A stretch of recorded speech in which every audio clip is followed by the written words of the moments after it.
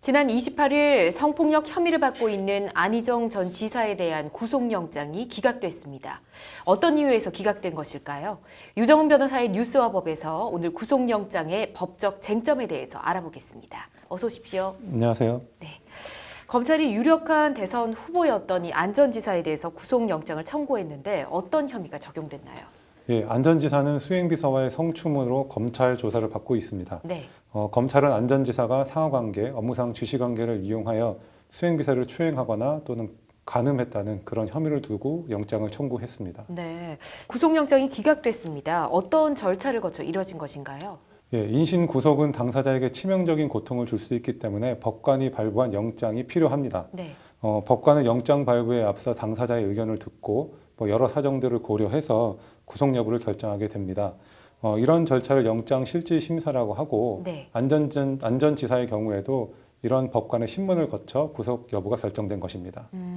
영장 실질 심사에서 법관은 어떤 기준으로 이 구속 여부를 가늠하게 됩니까? 예, 법관은 인권 침해 요소가 있었는지 예. 그리고 구속을 하지 않더라도 형사 절차를 잘 진행할 수 있는지 이런 여부들을 살피게 됩니다. 예. 형사소송법 제70조에서는 구체적으로 죄를 범하였다고 볼 만한 상당한 이유가 있는지 그리고 증거인멸 그리고 주거부정 그리고 도주의 우려가 있는지를 판단 기준으로 보고 있습니다.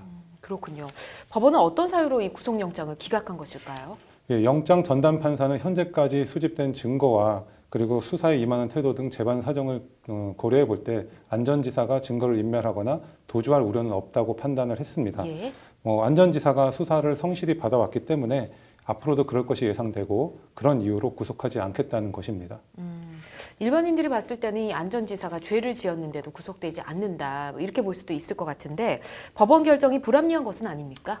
예, 안 전 지사가 그 성관계에 있어서 강제성은 없었다고 주장을 하고 있고 그리고 재판으로 유죄가 확정되기 전까지는 무죄로 보는 무죄 추정의 원칙상 예. 영장 기각 결정 자체가 불합리하다고 보여지지는 않습니다.